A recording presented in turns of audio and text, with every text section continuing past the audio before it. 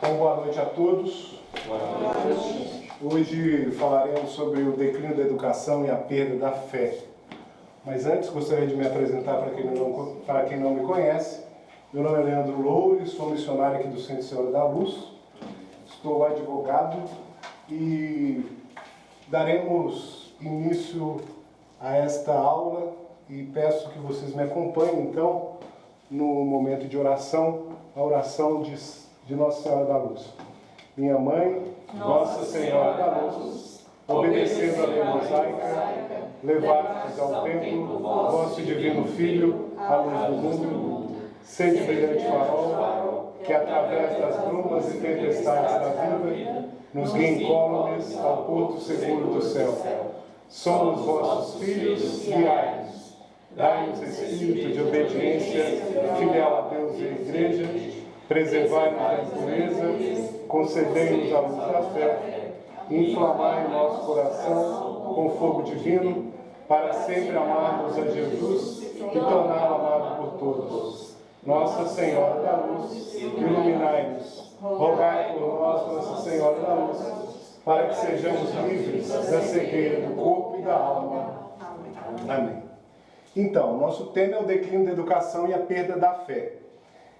Eu vou falar um pouco sobre, partindo da leitura do De Magistro, sobre o mestre, questões discutidas sobre verdade, a questão 11, a arte de ensinar em Santo Tomás de Aquino, e de outras fontes relativas pertinentes ao tema. Antes, porém, farei uma contextualização histórica da educação. Então, eu vou falar na primeira parte dessa contextualização histórica, depois eu vou entrar e vou falar um pouco sobre como Santo Tomás de Aquino, o Aquinate, ele fala sobre como é a arte de ensinar, e por fim eu termino com uma breve conclusão. Enfim, nessa primeira parte falaremos um pouco então da parte histórica. Vamos ver como é que a educação, ela, do seu ápice, chega até os dias de hoje, na situação em que ela se encontra. Pois bem, nós tivemos no primeiro milênio do cristianismo a consolidação de uma pedagogia muito sólida, que lentamente se foi construindo na base, ou seja, da observação do comportamento do intelecto humano. Os pedagogos do primeiro milênio foram, sobretudo, grandes observadores, e inclusive através daquilo que há de mais simples, como a observação experimental direta.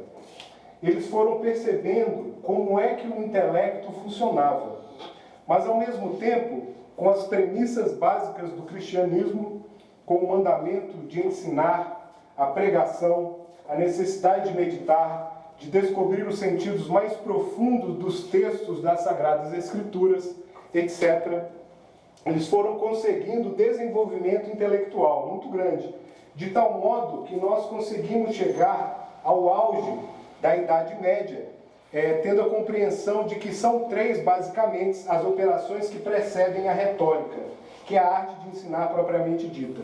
Então, veja bem, nessa Alta Idade Média, os pais da igreja, eles conseguiram, através de um sistema pedagógico por eles, através desse conhecimento próprio do intelecto, chegaram ao ápice da educação até então, que consistia que era chamada de educação da antiguidade, do primeiro milênio, que consistia na leitura, na meditação, na contemplação e na retórica.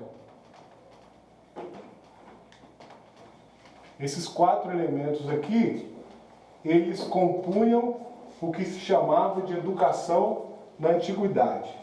Pois bem, veremos cada uma delas.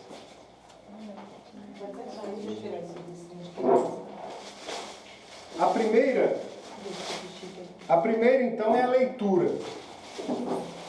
A leitura não significa apenas a leitura direta de textos, mas também a absorção de conteúdos. Mesmo por uma aula como essa que estou a dar, que estou a lecionar, não é sem razão que aula em latim significa lexio, porque as duas coisas estão profundamente ancoradas uma na outra. Quer dizer, leitura não significa necessariamente pegar o livro, mas é aquisição, pegar o livro e ler, mas é aquisição direta de qualquer tipo de conteúdo.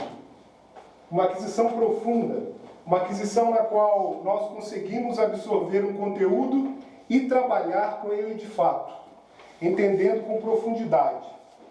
Mas a leitura é apenas o primeiro passo do conhecimento para essa educação da antiguidade. Aquele pelo qual a gente adquire conteúdos, aquele pelo qual a gente adquire matéria, sobre a qual vem o segundo passo. O segundo passo, então, para os pais da igreja, era a meditação. A meditação é essa reflexão que o nosso intelecto faz ativamente sobre aquilo que pela leitura se absorveu.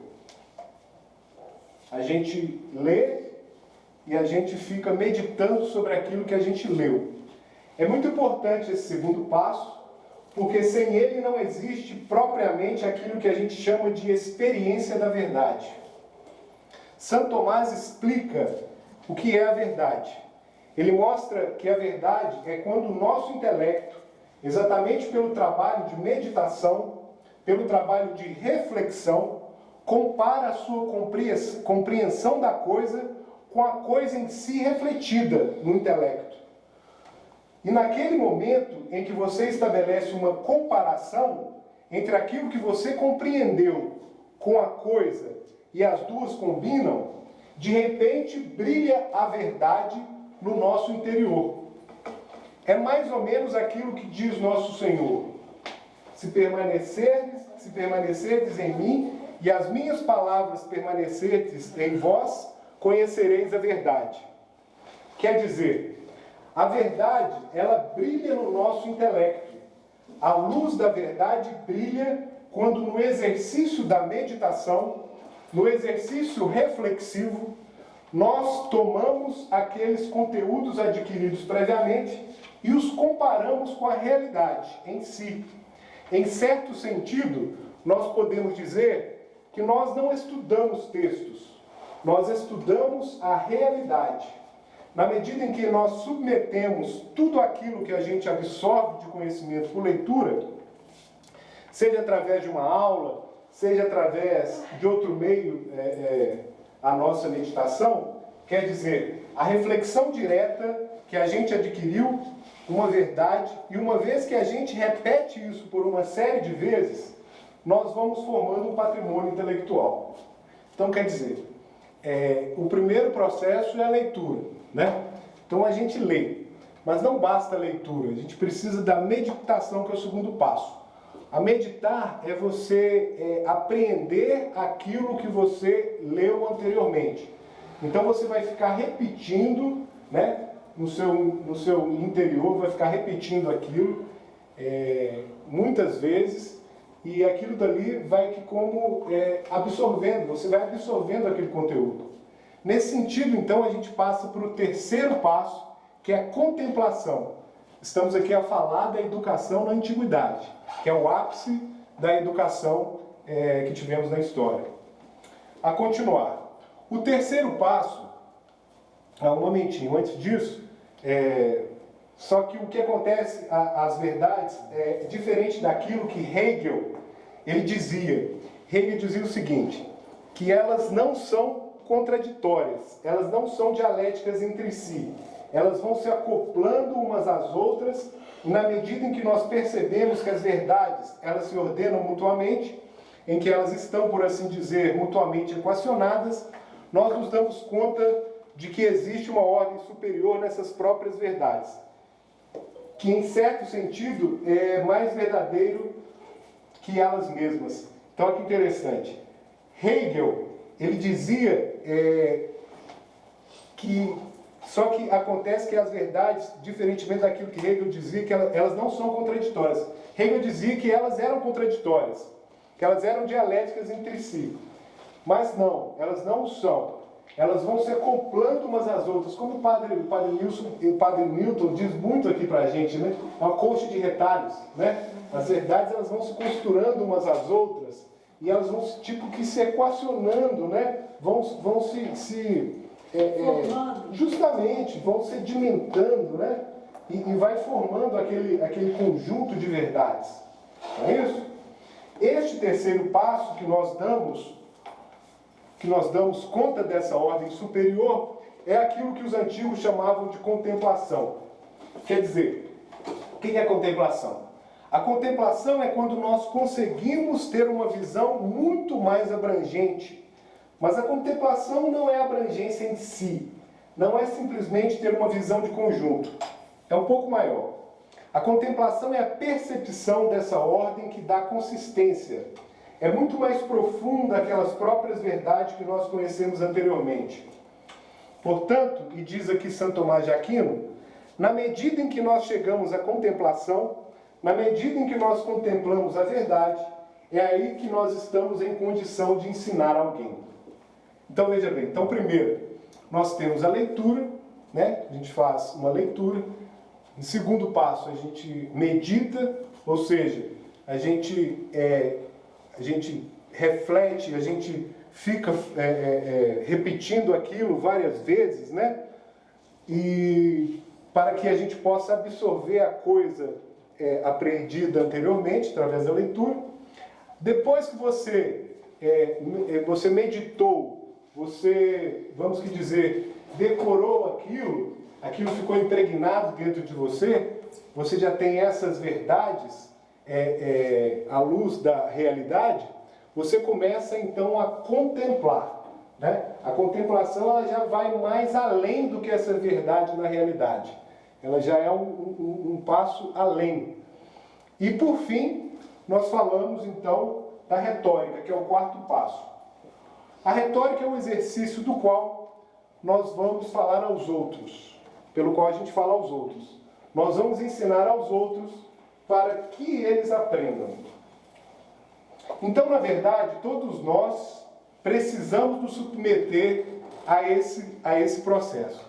Então, na educação, na história da educação, esse método aqui é o método que teve mais eficácia ao longo da história. Então a gente vai falar dos demais. Ao processo de aquisição de conteúdo, por isso que a primeira fase da vida intelectual é uma fase na qual a gente não entende muita coisa. Olha que interessante. A gente está absorvendo muito conteúdo. Eu lembro que quando o Diego começou a dar aula de filosofia, né? Nossa, entrava e saía, a gente não absorvia muita coisa não, né? Então foi um processo, né? Até sedimentar dentro da gente, né? Aqueles conceitos, aqueles processos todos. E devagarinho a gente, né? Vai absorvendo aquele novo conhecimento. Mas depois ele começa a trabalhar com esse conteúdo. Trabalhando com esse conteúdo, na meditação e reflexão pessoal, nós vamos adquirindo verdades. Na medida em que essas verdades formam um patrimônio, nós vamos percebendo que elas estão ordenadas umas às outras, é aquela coxa de retalhos, né?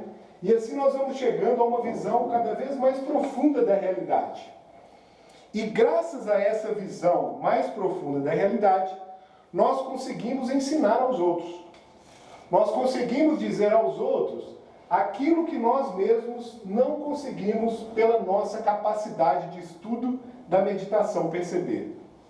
Ora, isso aqui produziu simplesmente as mentes mais geniais da história da humanidade.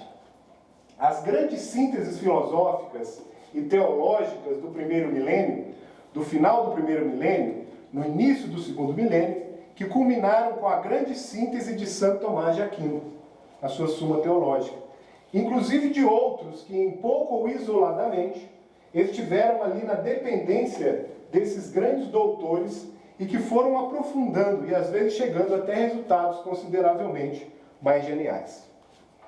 Pois bem, acontece que quando nós temos o surgimento das universidades, paradoxalmente, nós temos uma situação muito curiosa. Por quê? De um lado, você consegue ampliar a capacidade de ensino para vários lugares, para muitas pessoas, e consegue tornar a acessibilidade ao ensino muito maior. Mas, de outro lado, a profundidade desse ensino, ela diminui consideravelmente. Por que ela diminui? Por um motivo simples. Pois até então, digamos, assim, a sabedoria era um estilo de vida. Não era um ofício. Não era um mero ofício. Mas um verdadeiro estilo de vida. O que eu quero dizer com isso? Alguém que se dedicasse à sabedoria precisava parar com tudo e, de fato, viver em função disso. Então, aquela vida intelectual em que se vivia nos mosteiros e nas escolas medievais era uma vida que se entrelaçava harmonicamente em diversos aspectos. Sobretudo, três principais. Pois havia pessoas que tinham uma vida espiritual muito profunda e, ao mesmo tempo, também tinham uma vida intelectual. Mas nenhuma dessas duas dimensões estava separada da dedicação pastoral, da dedicação apostólica. Então você imagina, por exemplo, um Santo Alberto Magno, que era um homem de profunda vida de oração, um místico, um intelectual de altíssima envergadura, que ao mesmo tempo, como pregador, como sacerdote, precisava fazer um sermão no funeral de uma velhinha, precisava dar catequese para as crianças, precisava ter um contato direto com a realidade. É isso que os padres fazem nas paróquias. Aparta as brigas das velhinhas, paga contas, etc. Resolvem problemas práticos. Enfim, a vida espiritual e a vida intelectual estavam muito bem ancoradas com os pés na realidade. E a partir do momento que se fundam as universidades, o ofício de mestre, de magíster, passa a ser uma atividade realmente profissional. Ô, Leandro, Oi. desculpa te interromper. Você falou que tinha três coisas, né, que fazia com que essa vida, esse estilo de vida da sabedoria... Sim, estilo de vida. E quais são as três? Espiritual, intelectual ou ainda não vai chegar lá? Não, espiritual e as questões práticas. As questões práticas. De estar inserido na realidade, de estar no meio, convivendo com as pessoas. Então é o espiritual, o intelectual e as questões práticas. Isso, questões práticas do dia a dia. Em sociedade, né? Uhum. Na comunidade.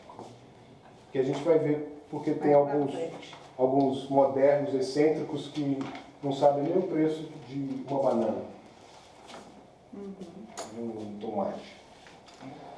Então, ato contínuo, a partir do momento em que se fundam as universidades, o ofício de mestre, de magíster, passa a ser uma atividade realmente profissional, em que a pessoa se dedica algumas horas por dia daquela vida, perde-se o contato com a realidade e não tem mais vida espiritual e vão surgindo mentes cada vez mais pitorescas. Assim, dois tipos de professores, né? Tem os professores que são aqueles mais que cuidam somente do ofício de ensinar, né? Que tem uma vida intelectual, que tem uma vida espiritual. E, por outro lado, tem estes que começam a ter uma vida profissional, por dinheiro. Não é que as universidades foram ruins, não, mas cria essas duas categorias de professores. Né? Quando começa a ser profissional, começa a decadência? De uma parte, sim. Em parte, sim. Né? Mas já começou, justamente nesse sentido, né? Com as universidades. Né? Porque isso aqui que era o suprassumo da educação, era isso aqui, ó. A leitura, a meditação, a contemplação e a retórica. Né? Mais ainda do que do que a escola clássica. Veremos depois. Mas aí é o início, né? Você está começando a falar Eu estou começando do ápice, eu estou começando do melhor para o menor, para o pior. Beleza?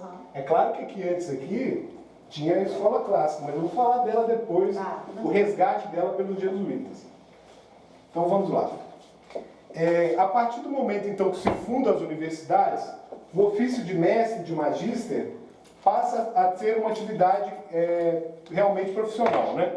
Em que a pessoa se dedica algumas horas por dia àquela vida, perde o contato com a realidade, não tem mais vida espiritual e vão surgindo mentes cada vez mais excêntricas, que fogem então do centro, né, da questão mesmo de ensinar. As pessoas vão perdendo então esse contato com a realidade direta, elas vão perdendo o contato com a realidade concreta. Inclusive algumas pessoas dizem que o problema dos modernos, que eu vou falar agora dessa filosofia moderna, é que eles não conseguem fazer a abstração. Mas eu não diria que é exatamente isso. Por quê? Porque o problema dos modernos é que eles não conseguem descer de suas abstrações. Eles até fazem abstrações, mas eles não conseguem descer de suas abstrações. Eles se perdem no universo de abstrações e não conseguem descer à realidade concreta. Muitos professores de faculdade, de universidade são assim. Não conseguem conferir as abstrações com a realidade concreta. E conferindo com a realidade concreta, depurar as abstrações daquilo de delírio que eles possam ter. E vão criando filosofias cada vez mais diferentes, cada vez mais excêntricas, e entrando num labirinto intelectual dos quais cada vez menos conseguem sair. Então, quer dizer, eles vão criando cada teoria em cima de teoria, sem pé nem cabeça, e vão vivendo aquilo, com os pés não fincados na realidade. Ora, surgiu então, só para dizer uma coisa que eu acho importante, que é o seguinte: quando a gente fala esse tipo de coisa que eu acabei de falar, não é que as universidades, ninguém está querendo dizer que as universidades sejam mal em si, não é isso não. Não estou dizendo isso não, viu? Isso é um efeito colateral, viu, do surgimento das universidades. Vida intelectual desacoplada de todo o resto. Ela tomada assim, por assim dizer, né? Autônoma em relação aos outros aspectos da vida, sobretudo vida espiritual. Beleza. Aliás, Hugo de São Vítor, ele mostra muito bem que a gente só consegue aprender bem quando a gente ensina as pessoas, quando a gente ensina aos outros. Quer dizer, ensinar traz consigo uma alta carga pedagógica. Uma alta carga pedagógica muito importante. Mas quando você perde a capacidade de falar com qualquer um, é óbvio que você não fará um esforço intelectual grande por trazer para o concreto as abstrações que você realizou antes. E você vai se perder nesse universo abstrativo. Então não adianta só você ficar ruminando aquelas observações que você aprendeu, se você não passar para outras pessoas. Ali você pode começar a delirar, a passar, a fazer conjecturas. E o importante mesmo é você, depois de ler, depois de apreender aquilo e repetir aquilo várias vezes, você passar para as outras pessoas.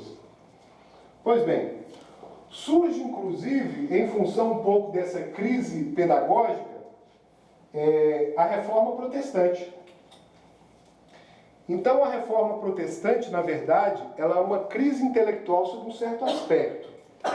Os fatos históricos mostram que Lutero começou a ensinar sua nova doutrina aquilo que realmente passava-se de uma loucura. Porque a força da reforma protestante, que lhe deu sucesso, na verdade não veio do ensino de Lutero, veio do arcabouço político e econômico que estava em sua volta, insuflando aquela rebelião contra a Igreja de Roma, com interesses políticos e econômicos. Enquanto fato intelectual, aquilo só era demonstração de uma incapacidade lógica, incapacidade lógica mesmo, né? Então, a reforma protestante, ela não teve cunho pedagógico algum. O cunho era simplesmente de interesse econômico, político econômico, né, financiado pelos reis da época, né, que não viam com bons olhos a Igreja Católica. Queriam então tirar poder da Igreja Católica para eles poderem comandar, né, nesse sentido. Por que eu falo era uma incapacidade lógica essa reforma protestante? Porque depois, em resposta, o Concílio de Trento explicou e resolveu as questões da reforma, assim de uma maneira bem catequética mesmo. Simples, muito simples. Qualquer um poderia entender os equívocos da reforma. Então não era uma coisa muito difícil de explicar, não, sabe? Mas a grande questão mesmo era a política e econômica que estava por trás dessa reforma. Pois bem, em função da reforma protestante, da crise pedagógica e educacional que se estabeleceu ali, né, porque um terço do mundo católico, do orbe católico, virou protestante, né? Então, acabou que houve uma crise pedagógica e educacional. Nesse sentido,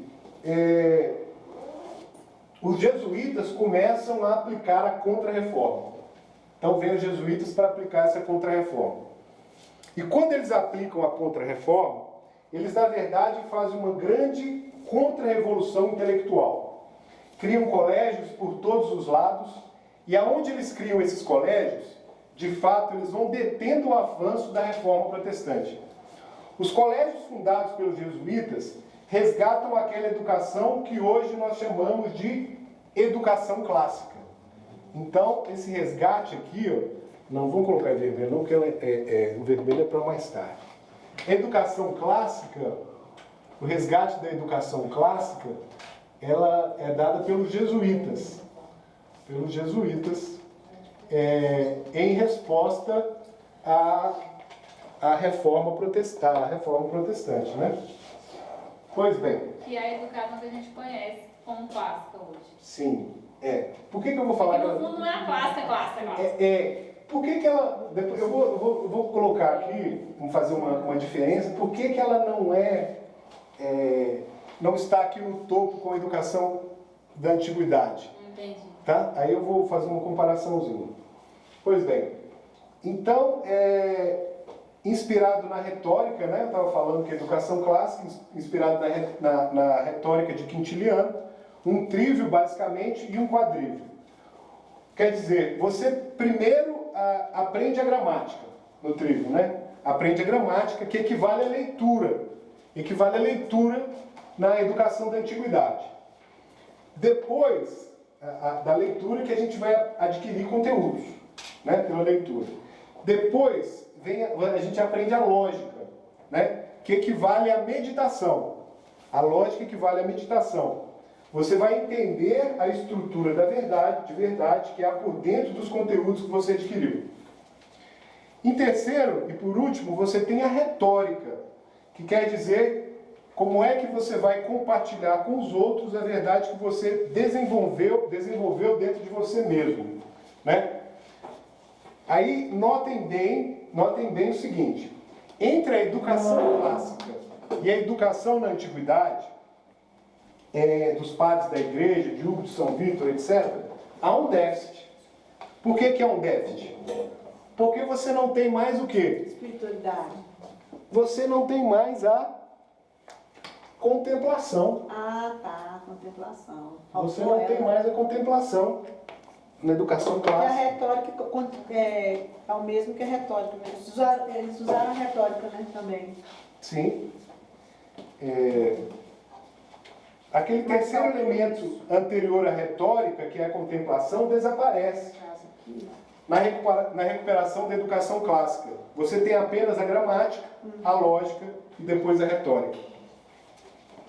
Então, essa ideia de que o cosmos inteiro está estruturado logicamente e que você precisa abranger o cosmos todo numa visão sintética da realidade, percebendo a verdade que está por cima disso, Na verdade, a ordem de todas as coisas vai te conduzir à percepção ontológica do Senhor divino.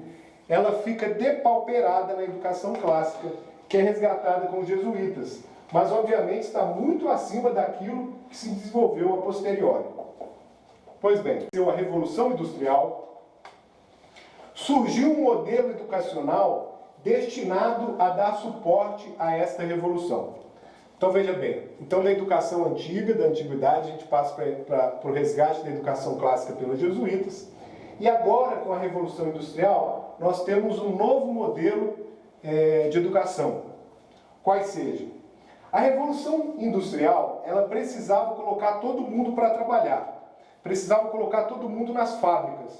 Então surgiu uma educação que se destinava basicamente para capacitar o indivíduo que se tornará mão de obra. Uma educação que se propunha a transformar o indivíduo em ação no mercado. É o que a gente chama de educação profissionalizante. Aqui, ó, na Revolução Industrial. Na Revolução Industrial. Na verdade, pós-Revolução Industrial, né? Então, veja, que coisa interessante. Quando fundam colégios, depois da Revolução Industrial, com o objetivo de alfabetizar as pessoas, com o objetivo de ensinar matemática, de dar conhecimento de ciência natural, ciências naturais mais básicas, na verdade, o real motivo de tudo isso não é outro senão fornecer mão de obra capacitada para as fábricas. Então, no primeiro milênio, o que a gente tem? Vamos resgatar aqui novamente. Então, no primeiro milênio, o objetivo principal era levar o homem à contemplação. No primeiro milênio. Surge a Contra-Reforma, e ali o objetivo é simplesmente você melhorar o nível intelectual das pessoas, para que elas possam, pelo menos, conhecer a verdade. Elas consigam conhecer a verdade, de modo especial a verdade da fé. E assim não se tornarem vítimas das falácias delirantes dos protestantes. E agora, depois da Revolução Industrial, surge uma nova educação com o objetivo de você criar mão de obra para o trabalho. Capite? Tranquilo até aqui? Tá, beleza. Tá até... Tá? Clareou muito, né? Ah, agora clareou muito, porque assim, a gente tem a noção de que a educação está só piorando. Verdade. Mas quando a gente vai lá atrás e começa a vir aos pouquinos, falando de cada época, você tem a dimensão, A dimensão da merda. da destruição que aconteceu, né? Não é verdade? Depois tem pior ainda, né? Que Tem. o negócio de revolucionário. Só começou a ficar ruim. Vai ficar pior. O pior não tem limite. E ao mesmo tempo, então aos poucos a educação profissionalizante, ela também vai se tornando como uma espécie de lugar de pluralidade, em que você tem que fazer as pessoas se desarraigarem das suas estruturas primárias para entrar numa estrutura mais abrangente, secundária, que é o Estado. Como queria Hegel. Você tem que desenraizar a pessoa da família para que ela seja catapultada para o Estado. E quem faz essa transposição pedagógica da filosofia de Hegel é John Dewey. John Dewey, onde ele faz exatamente isso. Para que serve a escola? Diz. Ela não serve para ensinar verdades para as pessoas. A escola serve para a pluralidade do Estado, a pluralidade da realidade, a pluralidade social. Esteja refletida dentro dela, a fim de que as pessoas fiquem homogeneizadas. Você cria uma cultura que, entre aspas, ela parece democrática, mas na verdade ela não é democrática, ela só é homogeneizada mesmo. É uma mistura, uma grande confusão, em que as pessoas, inclusive, não têm mais convicções. Não existem mais convicções. É proibido ter convicção. Inclusive, proibir a ensinar propriamente dito. Em termos mais objetivos, o professor, na verdade, é um monitorador da partilha daquilo que as pessoas mesmas vão externando entre si. É o tipo de lógica que o John Dewey propõe na sua pedagogia. Na sequência, para piorar mais um pouquinho, nós temos Karl Marx, vem Karl Marx. E Marx percebe algo que é verdadeiro. Quer dizer, ele percebe que as pessoas elas estão sendo transformadas em engrenagem do sistema econômico. Isso ele acertou mesmo. O problema é que Marx faz diagnoses corretas, só que invertidas. Não é isso, Diego? Ele faz isso o tempo todo. Ele enxerga a coisa, mas a coisa está invertida. Tipo, você vê com uma lente invertida. E por isso que ele troca o sinal das sínteses que ele faz. Então ele chega à conclusão de que é necessário você acabar com aquela estrutura econômica que divide as pessoas entre si. Ele percebe que há uma dialética, na realidade, entre operários e empresários. E ele concebe, porém, a necessidade de que você jogue os operários contra os empresários, como uma tentativa de você dominar o sistema, de você ter uma sociedade que pela primeira vez na história vai ser protagonizada pelos pobres, pelo proletário. No primeiro momento, Marx não percebeu a relevância pedagógica do que ele estava dizendo. Inclusive, ele achava que os revolucionários não deveriam se ocupar com a educação. Eles deveriam se ocupar apenas com a ação pragmática, com a ação revolucionária direta, com a praxis revolucionária. Ele escreve isso nas teses sobre Feuerbach, em 1845. Mas com o passar do tempo, os seguidores de Marx, sobretudo Karl Korth, em primeiro lugar, percebe que precisa sim criar uma pedagogia revolucionária. Você tem que criar uma filosofia revolucionária. Não dá para ficar somente com a revolução direta. Então Karl Korth diz o seguinte, que se você ficar apenas com a ação revolucionária direta, você não vai conseguir fazer a revolução na Europa. Porque a base ideológica que está debaixo da civilização europeia é muito forte. Qual seja? Essa base é a Igreja Católica. Então é preciso acabar com a Igreja, é preciso acabar com as convicções próprias da Igreja. É o que está aí. Justamente. É o que está aí. É o que já está perfeitinho, que já está bom. Então você tem que desmontar essa ideologia em termos filosóficos. Porque nós podemos ser tudo de meio católico. E aí eles criam o quê? O que eles criam? Que escola que é essa que a gente aprendeu? Que eles vão criar agora? Teologia. A Frankfurt. Escola de Frankfurt. Eles criam então a escola de Frankfurt. E eles criam nessa escola de Frankfurt, Gente, né, gente? O mal. justamente, eles criam nessa escola de Frankfurt a teoria crítica, que é a essência do neomarxismo, que consiste apenas em você fazer uma crítica implacável à realidade inteira. Você vai criticando igual uma metralhadora, critica, sem preocupar em justificar a crítica. Então você só critica tudo. A teoria crítica ela funciona em duas fases. Vejamos quais sejam. A primeira, a gente está sendo bombardeado toda hora com essa teoria crítica. A primeira é de você submeter a estrutura da realidade inteira a uma crítica implacável, em que você vai questionar tudo, o tempo todo, com base no interesse econômico. Você vai dizer que tem interesse econômico por trás de tudo, de qualquer coisa. Você vai destruir a autoridade em todas as instâncias, na família, na igreja, na sociedade como um todo.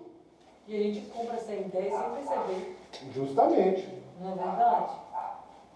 Você vai então acabar com essa ideia de autoridade. Por quê? Porque você acabando com a ideia de autoridade, então você destrói o argumento de autoridade. E as pessoas não tendo tempo para estudar, não tendo tempo de estudar, para refutar cada uma das críticas, que são como metralhadora, eu já havia falado, elas vão acabar se rendendo. como elas não têm fundamento intelectual para rebater as críticas, elas acabam se rendendo. Você vê, por exemplo, a questão da ideologia de gênero. Só um caso típico aqui, né? Por quê? Porque na ideologia de gênero, a gente tem mais ou menos 50 teorias de gênero. Existe um grande número de estudos de gênero. Então você pega um viés desses estudos e coloca 1000 pessoas para escreverem sobre aquilo o tempo todo. Por quê?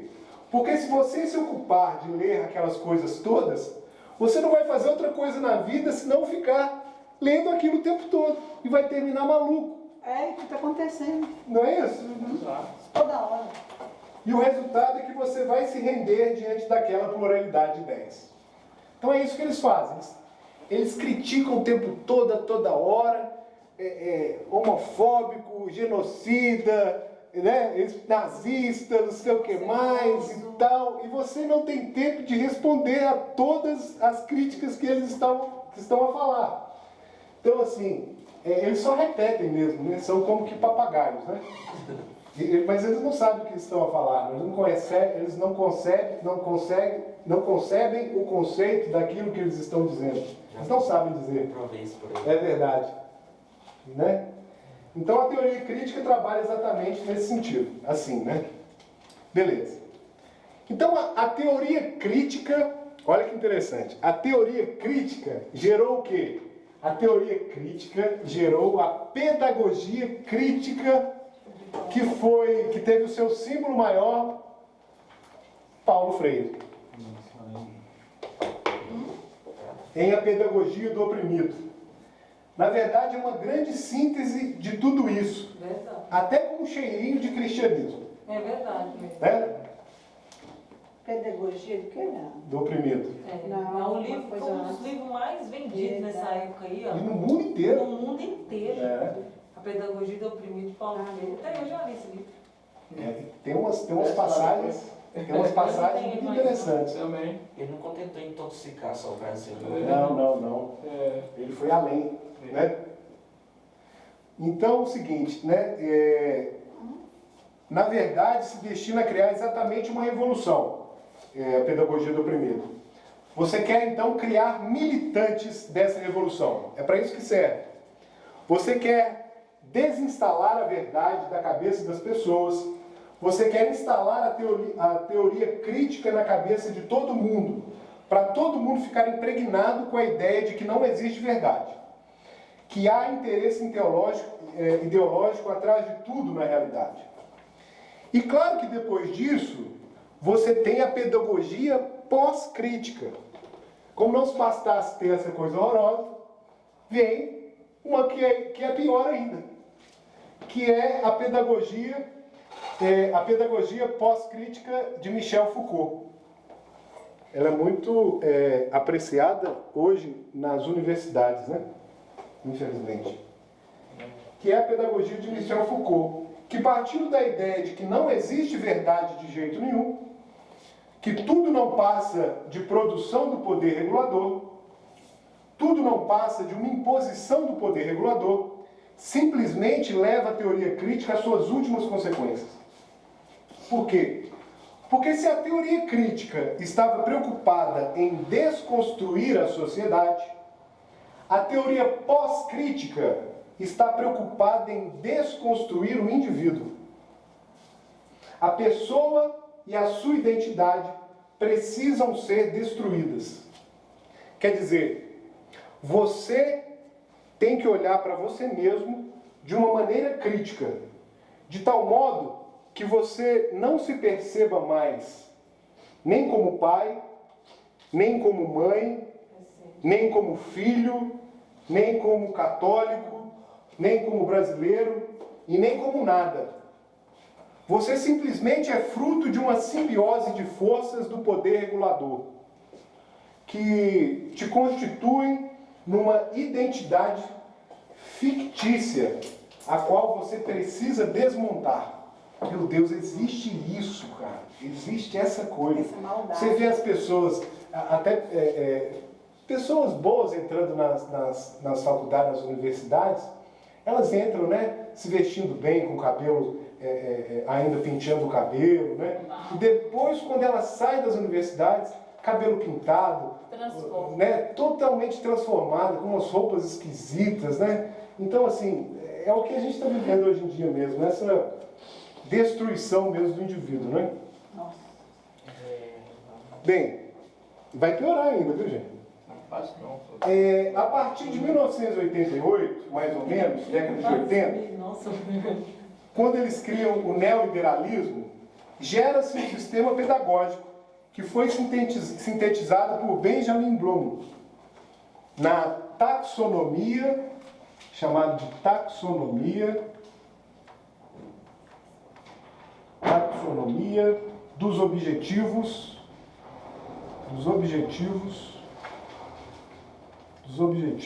da educação.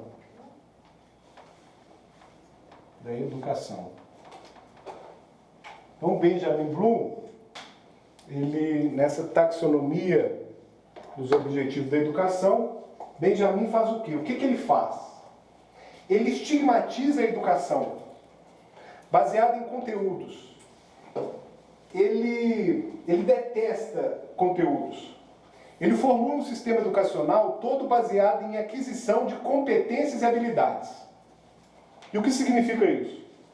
Na prática, significa o seguinte: como eles dizem que os conteúdos vão mudando a cada 10 anos, não existe verdade. Então as teorias elas vão se sucedendo. Tem explicações diferentes para a realidade o tempo todo. Então não adianta você se preocupar em adquirir conteúdos, porque os conteúdos estão em constante mutação. Não há uma verdade fixa. Então você tem que educar as pessoas para quê? Para que você precisa educar as pessoas? Você tem que educar as pessoas para que elas simplesmente desenvolvam competências e habilidades, nas quais elas possam se integrar na grande rede de relações que é o Estado pós-moderno, em que elas serão força produtiva, elas serão força de trabalho, em que elas colocarão as suas competências e habilidades em função dessa rede. É uma força impessoal, né? Em certo sentido. Então vejam bem, vamos fazer vocês vejam de maneira sintética, né? Muito sintética e superficial o que nós falamos até agora. Então no primeiro milênio, a gente tem uma educação cujo objetivo é levar à contemplação da verdade, na educação da antiguidade, né? Depois da Revolução Industrial, nós temos uma educação cujo objetivo é formar mão de obra para o mercado de trabalho, colocar a gente para trabalhar. Depois vem Marx e coloca uma educação cujo objetivo é formar revolucionários. Não é que a pessoa cresça, o objetivo é que ela se torne um militante revolucionário. A escola é apenas o detonador de uma revolução pedagógica, uma revolução social. E depois nós temos Benjamin Bloom, que o objetivo não é mais conteúdo. Você não pode ter conteúdo. Você tem que apenas desenvolver competências e habilidades. E todo conteúdo é execrado. A educação conteudista é estigmatizada e execrada em todos os modos. Meu Deus, como é que ficou ruim, hein? Notem que na educação tradicional, a educação da antiguidade, o primeiro elemento da educação é propriamente a aquisição de conteúdo. Então nós temos aqui que na leitura a gente adquire conteúdo, né? Não é isso? Pois sem a aquisição de conteúdo, acima do qual você vai trabalhar, é impossível ter verdadeira experiência pedagógica. Então vocês vejam a distância de uma ponta a outra.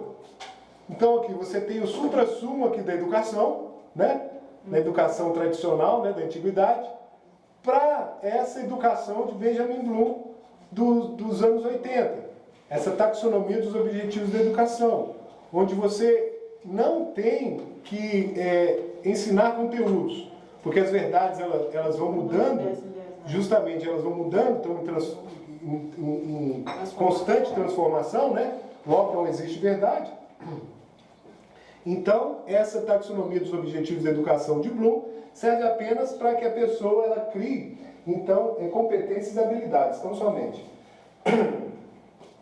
Perdão. Então, você tem no primeiro milênio a educação cujo pilar está na aquisição de conteúdos, a partir dos quais você vai meditar e você vai galgando níveis cada vez mais altos até chegar à contemplação. E você tem no final deste processo, agora na pós-modernidade, uma pedagogia que detesta, tem ódio da aquisição de conteúdo, como se ela fosse maligna em si mesmo. Você vai apenas desenvolver competências e habilidades que proporcionarão ser a pessoa uma força impessoal nessa rede de relações. Inclusive a despeito, e assim por diante, numa nova ordem mundial. Esse é o quadro genérico, digamos assim, em que o objetivo de ensinar foi transformado diversas vezes. Para pior, né? Para muito pior. O primeiro é ensinar para você fazer a pessoa chegar à luz da verdade. Depois ensinar é fazer a pessoa trabalhar. Depois ensinar é transformar em revolucionário. E por último, ensinar é simplesmente reduzi-la a uma força impessoal, nessa rede de relações que é o mundo que elas estão querendo criar. Agora nós vamos passar para a segunda parte da nossa explanação. Nós vamos adentrar um pouquinho em filosofia de Santo Tomás de Aquino. Então aqui eu peço que vocês tenham um pouquinho de paciência, porque eu vou tentar destrinchar um pouquinho do que ele está a falar, mas é como diz no processo de aquisição de conhecimento. No início a gente não conhece muito bem, mas depois aquilo justamente, aquilo vai ficar claro para nós, tá? Então aqui eu vou ter que falar algumas coisas de Santo Tomás de Aquino, da filosofia de Santo Tomás de Aquino, para eu chegar a uma conclusão final sobre esse declínio da educação e a perda da fé. Pois bem, é exatamente em contraste com isso que eu acabei de dizer, né? Com esse contraste, eu vou ler alguns trechos, então, das questões discutidas sobre a verdade, a arte de ensinar sobre o mestre em Santo Tomás de Aquino. E vou fazer alguns comentários nisso. Nesse sentido, o que seria ensinar para o Akinati, doutor Angélico? Ele diz: é preciso saber que nas coisas naturais algo pré-existe em potência, de dois modos.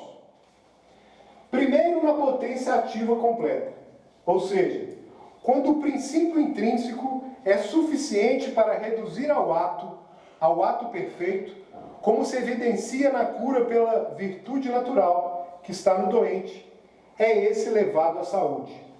O que Santo Tomás está querendo dizer aqui? O primeiro modo, como segundo ele, a potência pode chegar ao ato, ela por si mesma tem essa capacidade. Você tira o obstáculo por si mesma e ela é capaz de chegar ao ato. Vou exemplificar para vocês a questão do que é potência e do que é ato. Você já é pai? Não. Então, você tem potência para ser pai. No dia que você for pai, você estará em ato. Você terá o ato já de ser pai, entendeu? Então você tem a potência de ser, mas ainda não é.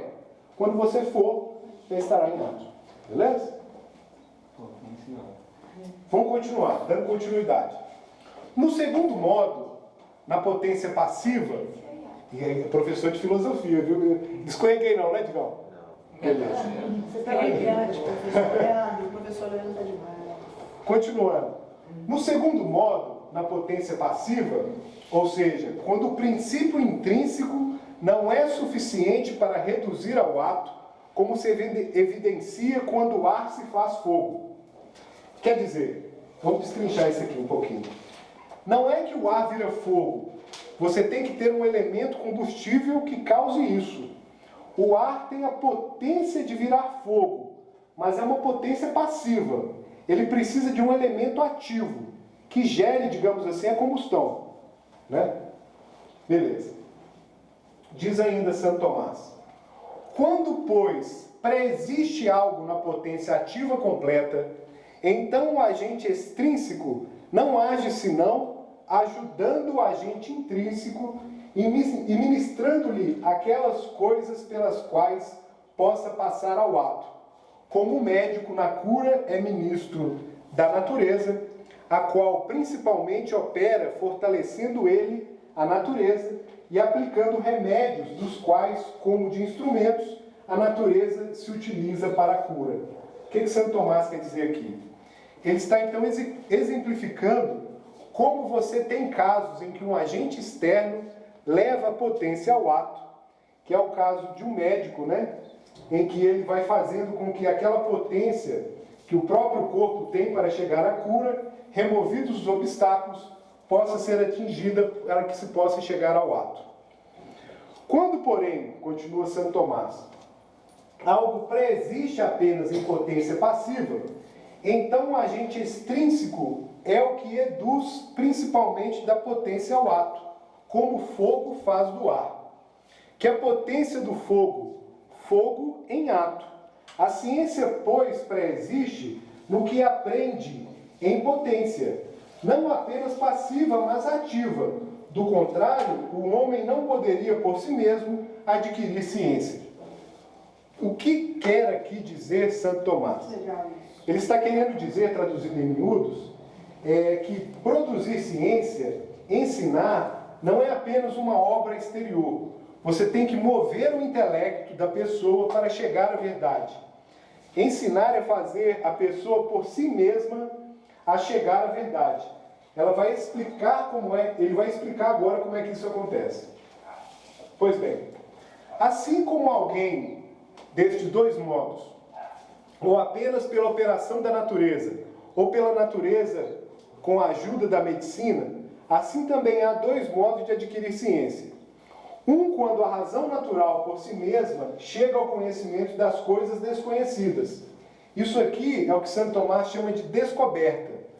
No descobrimento, quando você, pela sua própria razão das coisas que você conhece, vai chegando às coisas desconhecidas. Continua Santo Tomás. E o outro modo de adquirir ciência é quando a razão natural, algo é administrado externamente como ajuda. E isso é o ensino. Então o ensino, ele que como atua sobre a razão natural, com uma ajuda para que ele possa chegar ao conhecimento. Naquelas coisas, continua Santo Tomás, que se fazem por natureza e arte, do mesmo modo opera a arte, e pelos mesmos meios que a natureza, como a natureza no que trabalha a partir de uma causa fria, aquecendo, indo à saúde, assim atua o médico, donde se diz que a arte imita a natureza.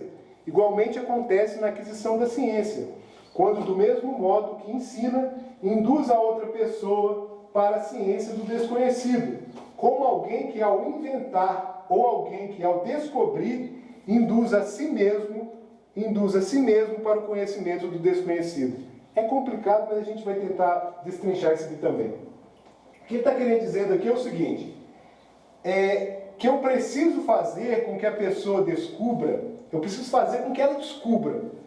Quer dizer, notem assim como que pelo processo de meditação eu descobri uma verdade. O que é ensinar?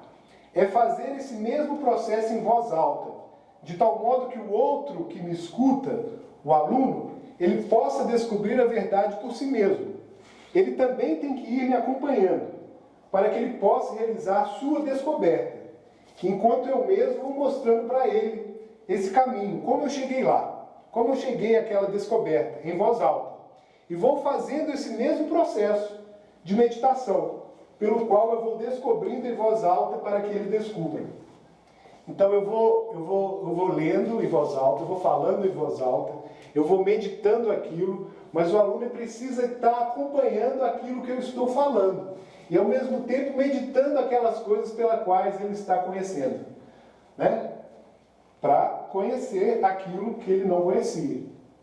Para ficar arraigado aquilo dentro dele, ele absorver aquilo mesmo. Né? Continuando Santo Tomás, ora, o processo é complicado, mas é assim mesmo, viu, gente? É exatamente aquilo que eu estava dizendo antes. Quer dizer, o mestre é aquele que vai fazendo raciocínios, exercícios intelectuais em voz alta, de tal modo que aquele que escuta, acompanhando esses exercícios intelectuais, é capaz de fazer ele as mesmas descobertas, ou até descobertas mais profundas, o que acontece muitas vezes quando você está dando uma aula e o aluno, você vai fazendo esse raciocínio em voz alta e o aluno dá um passo à frente, ele se adianta, ele enxerga algo que você não viu. Continuando. Assim como se diz que o médico causa a saúde no doente com a operação da natureza, também se diz que o homem causa ciência em outro pela operação da razão natural desse. E isso é ensinar. Daí se diz que um homem ensina a outro e é mestre desse. E segundo diz o filósofo, nos analíticos posteriores, que a demonstração é o silogismo que faz saber. Se, pois, alguém propõe a outro aquelas coisas que não se incluem nos princípios por si mesmos conhecidos, ou não se manifestam como estando inclusas, não produz a ciência nele, mas talvez a opinião ou a fé, mesmo que também, por esse modo, seja causada a partir dos princípios inatos. Isso é muito importante. Santo Tomás está explicando aqui, isso é importante demais. Vamos lá, agora, pode acordar, se tiver agora é o momento de acordar. Agora é o momento de acordar. O que ele está dizendo aqui? Quando nós fazemos isso que ele está dizendo, veja, porque isso é um processo bem complexo, né?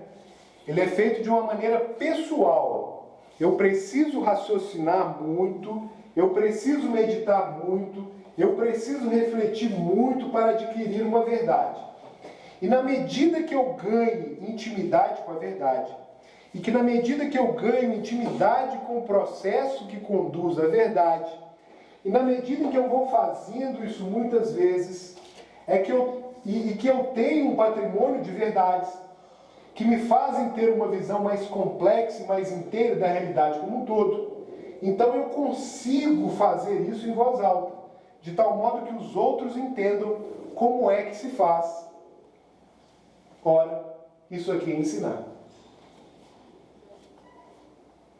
Então, quando você conseguiu, você leu, absorveu aquilo, ficou meditando, né?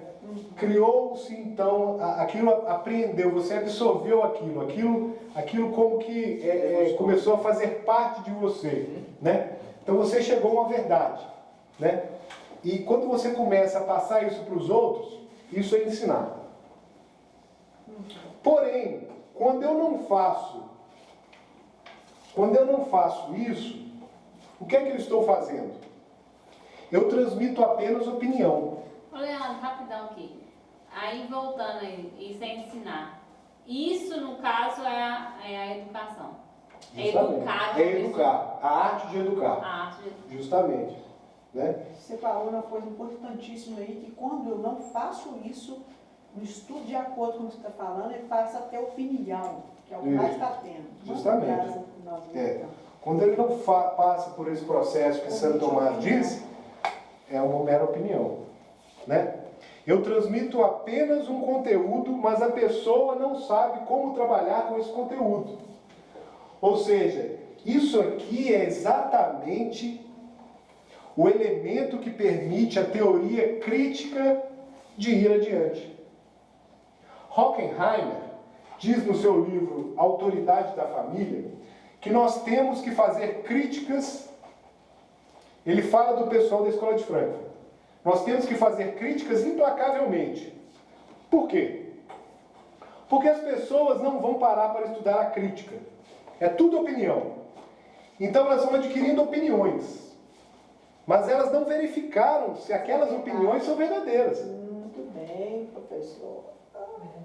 E elas não ganharam o hábito de perceberem se as suas próprias opiniões são verdadeiras. Elas só repetem.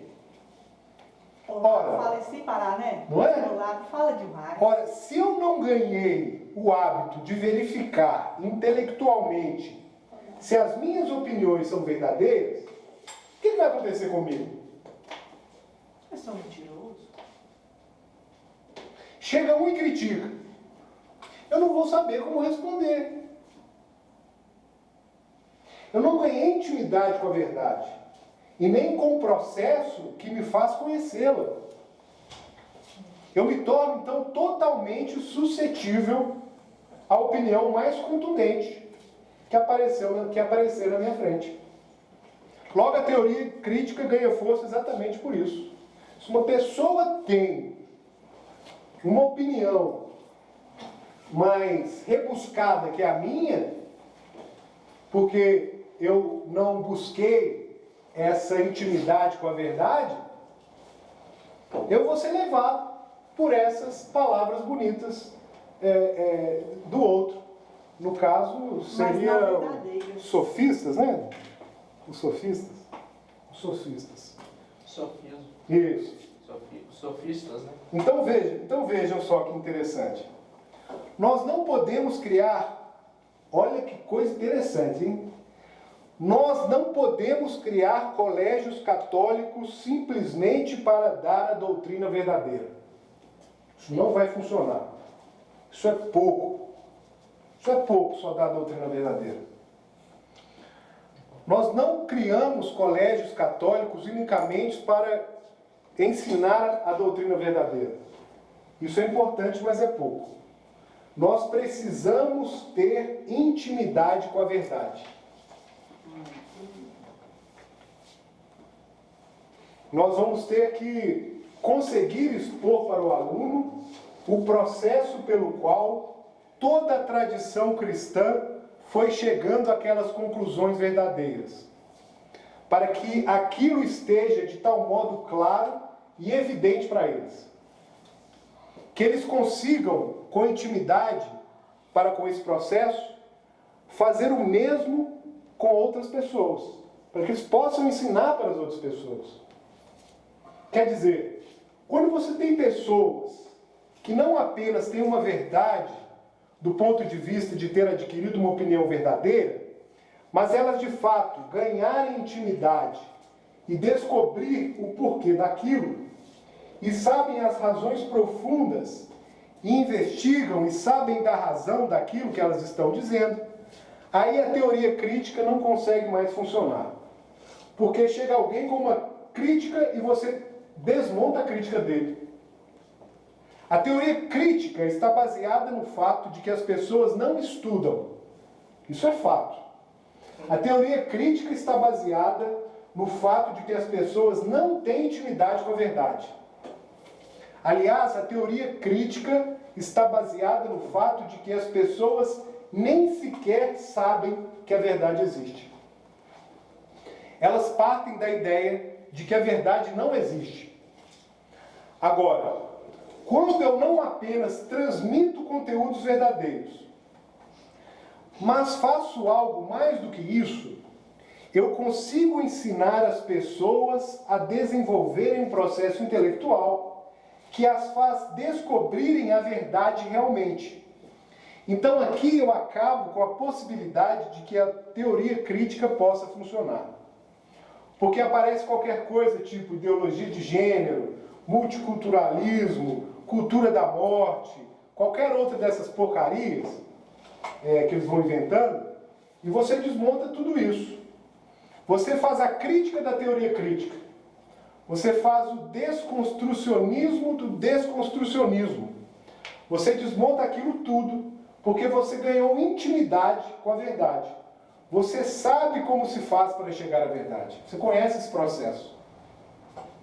É claro que uma pedagogia como a do Bloom também, que estigmatiza, né, que detesta conteúdo, qualquer tipo de conteúdo, ela também não vai funcionar. Porque se você sabe que o conteúdo é a matéria com a qual o seu intelecto vai trabalhar para lidar com a realidade, então você não vai cair nisso também. Por fim, continuando aqui, Santo Tomás é o último trecho de Santo Tomás, mas é necessário falar.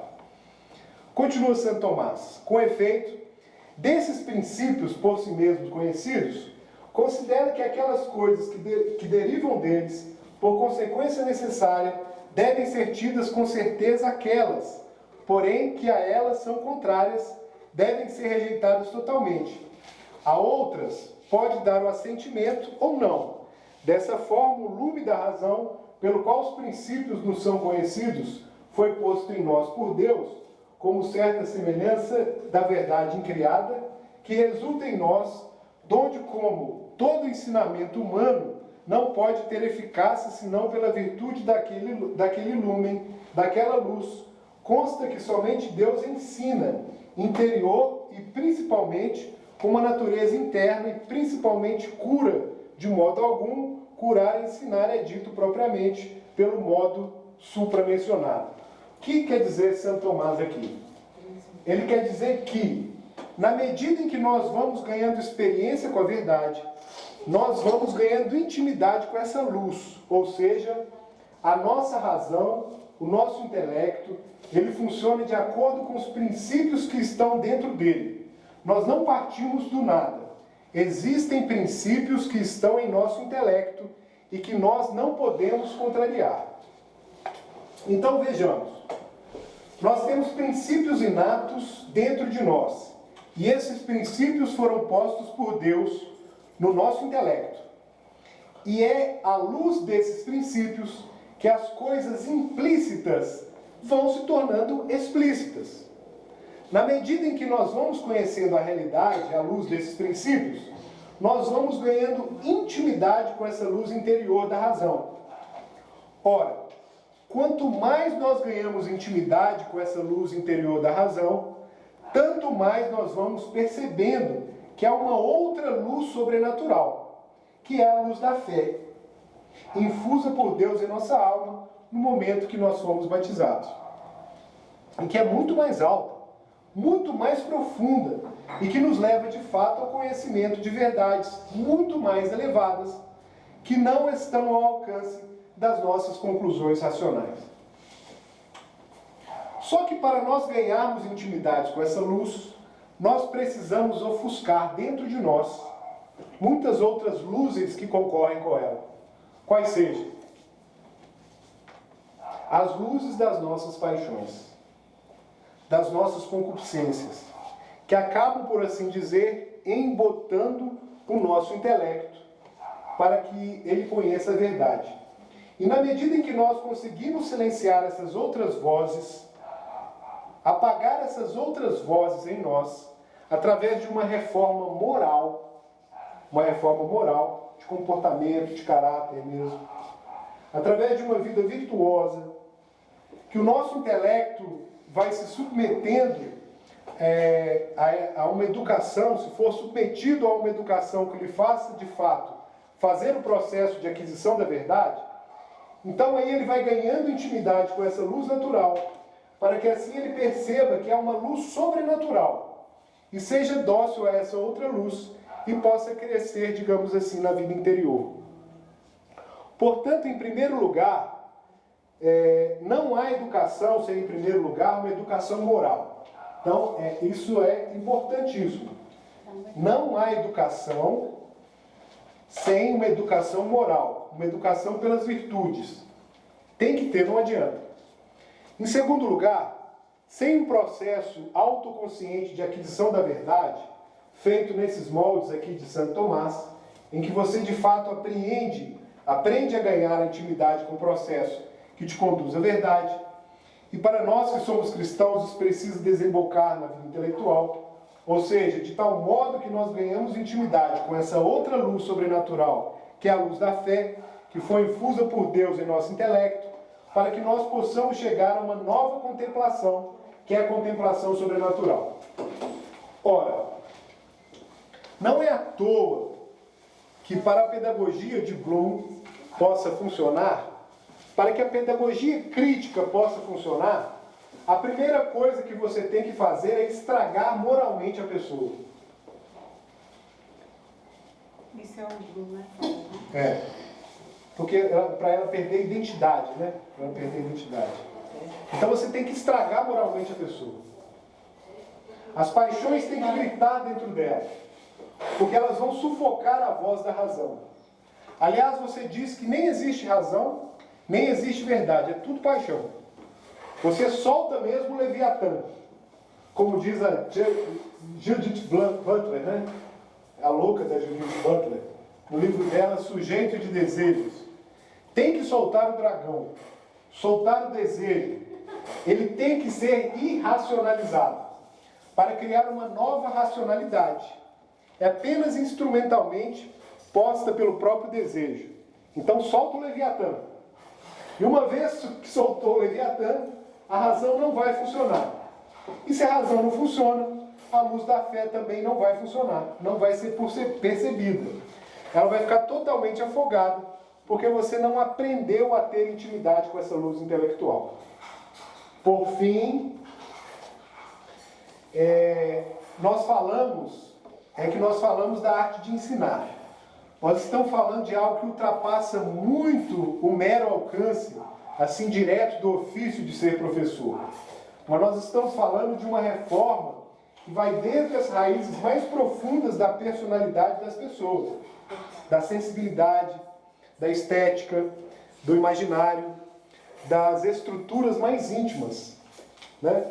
Dos valores mais arraigados, das estruturas mais íntimas, e que aos poucos vai liberando a razão para que ela possa acordar para essas outras duas luzes que existem, quais sejam a luz natural e a luz sobrenatural da fé. Para acabar mesmo, eu só queria deixar uma frasezinha para vocês refletirem acerca dela, né? A aula já foi posta, mas eu vou deixar uma frasezinha aqui de Edmund Burke, que é muito interessante, que diz o seguinte,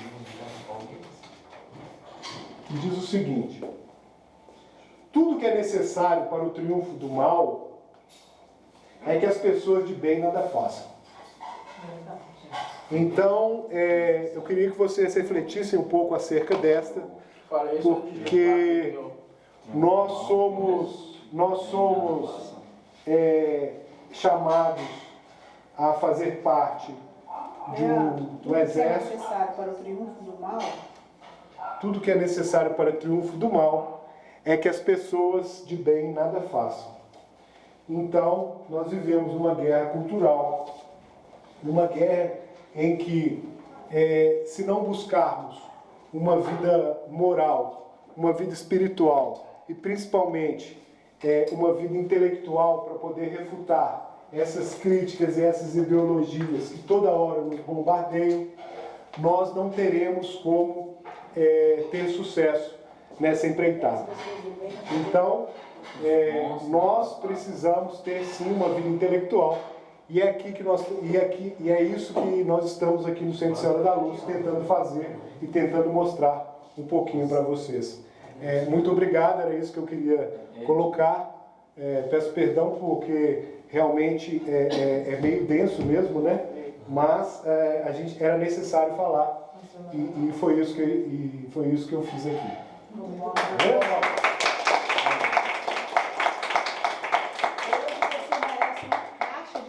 Não só uma maçã. Você tá doido? Vamos só terminar então com uma Ave Maria, né? Para a gente dar glória a Deus por tudo que Ele tem feito pelo Centro Senhora da Luz, né? Pelos membros que aqui estão sendo formados, né? Para levar o conhecimento àquelas pessoas que não têm essa oportunidade. Então nós temos os canais do Centro Senhora da Luz que espalham um grande conteúdo católico. Então possamos crescer, nós aqui do centro e vocês que estão nos vendo, possamos todos crescer juntos para a maior glória de Deus. Enfim, Ave Maria, cheia de graça, o Senhor é convosco. Bendita sois vós entre as mulheres, Bendito é o fruto do vosso ventre, Jesus. Santa Maria, Mãe de Deus, rogai por nós, pecadores, agora e na hora de nossa morte. Amém. Em nome do Pai, do Filho e do Espírito Santo. Amém.